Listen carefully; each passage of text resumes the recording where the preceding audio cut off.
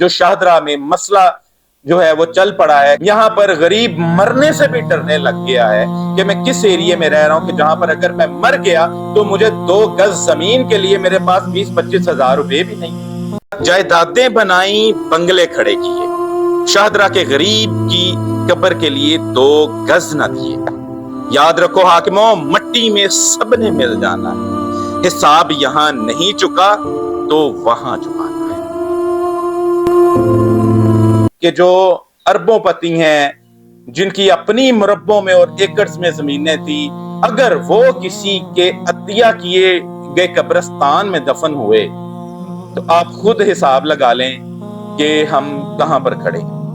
मेरी मासूम पाकिस्तानी अवाम, सियासतदानों ने आपका जीना तो दुश्वार किया था, लेकिन क्या अब मरना भी मुश्किल होगा? आज आपसे एक सवाल पूछना चाहता हूं। फर्ज करें कि आपके इलाका में एक कनाल जमीन की कीमत 1 करोड़ रुपए है। आप अपनी जिंदगी में एक कनाल जमीन खरीदते हैं, इसे खास तौर पर आप कब्रिस्तान के लिए मुख्तस कर देते हैं और आप अपनी औलाद को भी वाज़ेह तौर पर बता देते हैं कि मेरे मरने के बाद मुझे इसी जगह पर दफन करना जो आपने खरीदी हुई है, और बाकी मांदा जगह पर यहां के अवाम को दफन करना। फिर फर्ज करें कि आपके मरने के बाद वो जमीन 1 करोड़ से बढ़कर 5 करोड़ रुपए की हो जाती है। अब सवाल मेरा आपसे यह है, क्या आपके बच्चे आपकी ख्वाहिश का एहतराम करते हुए आपको वहां दफन करेंगे जहां आपने उनको नसीहत की और वसीयत की, या वो कहेंगे कि अब्बा जी को किसी खैराती या अतिया किए हुए कब्रिस्तान में दफन कर दो, ये 5 करोड़ की जमीन हम भाई यानी आप भाई आपस में तकसीम कर लेते हैं। आपके ख्याल में आपके मरने के बाद आपके बच्चे क्या करेंगे? पंजाब के बहुत सारे हलकों के साथ शाहदरा हल्का NA 117 का एक ऐसा मसला जिस पर शायद हमने कभी संजीदगी से बात की ही नहीं, वो मसला है कब्रिस्तान का। हम शाहदरा में रहते हैं, अपने बच्चों के मुस्तकबिल की फिक्र करते हैं, घर बनाते हैं, दुकानें बनाते हैं, जमीनें खरीदते हैं, जायदादें बनाते हैं, लेकिन क्या हमने कभी सोचा कि मरने के बाद हमें कहां दफन होना है? आज शाहदरा में एक बड़ा मसला यह है कि बहुत से खानदानों को अपने प्यारों की तदफीन के लिए मुनासिब जगह तलाश करना बहुत मुश्किल हो जाता है। लड़ाई झगड़े होते हैं, कहीं कब्रिस्तान में जगह नहीं, कहीं मोहल्ले की बुनियाद पर एतराज, कहीं जगह के हसूल के लिए पैसे का मसला, और कहीं एक ही कब्र के ऊपर दूसरी कब्र बनाने की नौबत आ जाती है। जिनके पास पैसा है वो किसी ना किसी तरह बंदोबस्त कर लेते हैं, लेकिन सवाल यह है कि जिस गरीब के पास पैसे नहीं, जो जिंदगी जो है वो बड़ी मुश्किल से गुजार रहा है, वो अपने मुर्दे को दफन करने के लिए पैसे कहां से लाए? जिंदा इंसानों की मुश्किलात और मुर्दों को भी सुकून नहीं। मैं आपको एक वाकया बताना चाहता हूं। चंद दिन पहले मुझे एक शख्स की कॉल आई।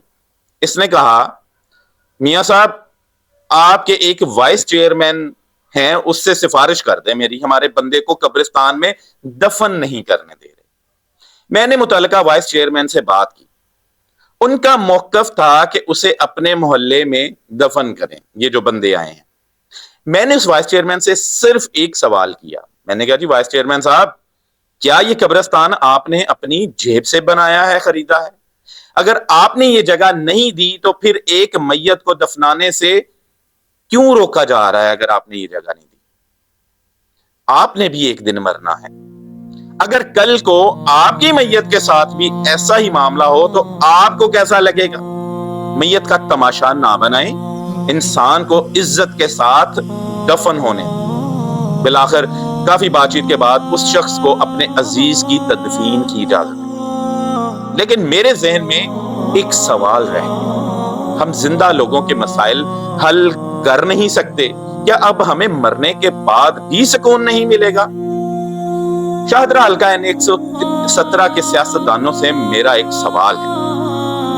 शाहदरा के सियासतदानों से सवाल यह है कि आपने सियासत की, आपने इक्तदार देखा, आपने जायदादें बनाई, आपने अपने और अपने बच्चों के लिए जमीनें खरीदी, लेकिन क्या आपने कभी यह सोचा کہ شاہدرہ کے لوگوں کے لیے قبرستان کہاں ہوگا۔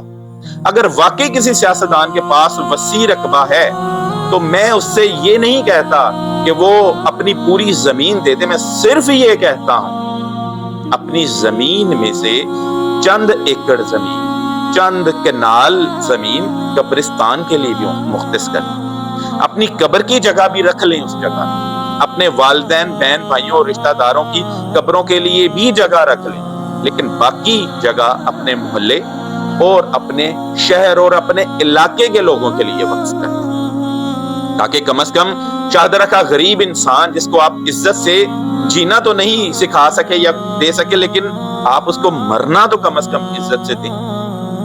میرا سوال صرف سیاستدانوں سے نہیں، ہم سب سے، ہم میں سے بہت سے لوگ اپنی زندگی بھر یہ سوچتے رہتے ہیں گھر بڑا ہو جائے، زمین زیادہ ہو جائے، بچوں کے لیے جائیداد بن جائے، لیکن کیا کبھی ہم نے یہ سوچا کہ ہمارے مرنے کے بعد ہماری قبر کہاں ہو؟ یہ سوال اس لیے نہیں کہ انسان موت کی فکر میں زندگی چھوڑے، بلکہ اس لیے ہے کہ زندگی کی حقیقت موت ہے۔ جب انسان کروڑوں روپے کی جائیداد بنا سکتا ہے تو کیا وہ اپنے علاقے کے لیے چند ایکڑ زمین قبرستان کے لیے وقف نہیں کر سکتا؟ میں پہلے اپنے گھر کی مثال دیتا ہوں، میں سیاستدانوں کی مثال بعد میں دوں گا۔ پہلے اپنے گھر کی مثال میں دیتا ہوں کہ میرے دادا ابو اور میرے تایا بہت کروڑ پتی، ارب پتی انسان تھے، ایکڑوں میں، مربوں میں ان کی زمین تھی، لیکن شاید ان کے ذہن میں خیال نہیں آیا، یا وہ سیاستدان نہیں تھے، کہ جب ان کی وفات ہوئی تو ان کو شاکاکی پیر قبرستان دفنایا گیا، جو کہ کسی نے عطیہ کی ہوئی ہے۔ پھر اس کے بیٹے میرے تایا ابو کی موت ہوئی تو جگہ نہ ملی قبر کے لیے، تو میرے دادا ابو کی قبر کو ادھر ادھر کر کے اس کو وہاں دفن کیا ہے۔ اس تایا ابو کا بیٹا جو ہے وہ اس کو بھی اسی جگہ پر دفن کیا۔ چند گز زمین انسان کے حصے میں آتی ہے، اس کے بعد کچھ بھی نہیں بچتا، بات صرف نیت کی ہے۔ آخرکار آپ نے جانا اسی چند گز زمین میں ہے، تو پھر سوال یہ ہے کہ ہم اپنے علاقے کے لیے کیا چھوڑ کر جا رہے ہیں؟ صرف اپنے بچوں کے لیے گھر، صرف کاروبار، صرف زمینیں، یا ایسی جگہ بھی جہاں ہمارے علاقے کا کوئی غریب انسان اپنی آخری منزل تک عزت سے پہنچ سکے؟ سیاستدانوں سے گزارش ہے کہ اگر آپ نے زندگی میں بہت سی زمینیں بنائی ہیں، اگر آپ کے پاس مربعوں اور ایکڑوں میں رقبہ ہے، تو اپنی زمین میں سے کچھ حصہ قبرستان کے لیے بھی وقف کر دیں۔ ایسا قبرستان بنائیں جہاں آپ کے والدین دفن ہوں، جہاں آپ کے خاندان کے لوگ دفن ہوں، جہاں آپ کے محلے کے لوگ دفن ہوں، غریب آدمی بھی عزت سے دفن ہو سکے۔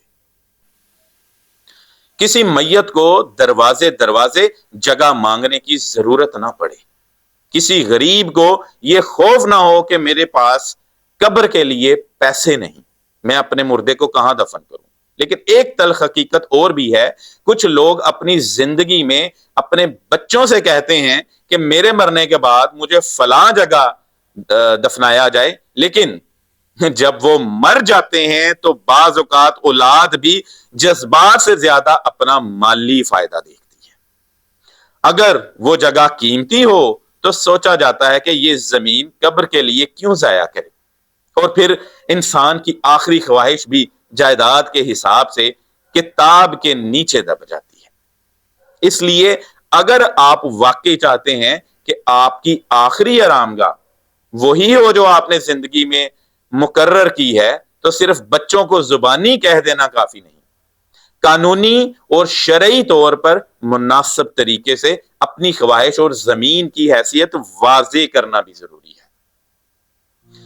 شاہدرہ حلقہ این 117 کے عوام سیاستدانوں سے یہ سوال ضرور پوچھیں جب وہ آپ سے ووٹ لینے آئیں، لوگوں سے پوچھیں کہ قبرستان کے لیے کہاں آپ نے اپنی زمین سے عطیہ دی، پوچھیں آپ نے اپنے لیے اور اپنے بچوں کے لیے کتنی زمین بنائی، اور شاہدرہ کے عوام کے لیے قبرستان کے لیے کتنی زمین دی۔ قبرستان کوئی سیاسی مسئلہ نہیں ہونا چاہیے، یہ انسانی مسئلہ ہے. امیر ہو یا غریب، سیاستدان ہو یا عام آدمی، افسر ہو یا مزدور، موت سب کو برابر کر دیتی ہے. جس زمین پر ہم زندگی بھر کہتے ہیں یہ میری ہے، یہ میرے بچوں کی ہے، یہ میری جائیداد ہے، آخرکار اسی دنیا سے جاتے ہوئے ہمیں صرف چند گز زمین چاہیے ہوتی ہے. اس لیے اگر ہمارے پاس زمین ہے تو کچھ زمین زندگی کے لیے نہیں، آخرت کے لیے بھی رکھیں. اور اگر واقعی شاہدرہ کے رہنما ہیں تو صرف لوگوں کے ووٹ نہ لیں، لوگوں کی آخری منزل کا بھی بندوبست کریں. کیونکہ سیاستدان بھی مرے گا، غریب بھی مرے گا، امیر بھی مرے گا. فرق صرف اتنا ہے، کسی کے پاس دفن ہونے کے لیے جگہ ہوگی اور کسی کے پاس صرف میت ہوگی. میرے معصوم عوام، اب فیصلہ آپ نے کرنا ہے کہ آپ اپنے علاقے میں صرف رہنا چاہتے ہیں یا عزت کے ساتھ مرنے کی جگہ بھی چاہتے ہیں.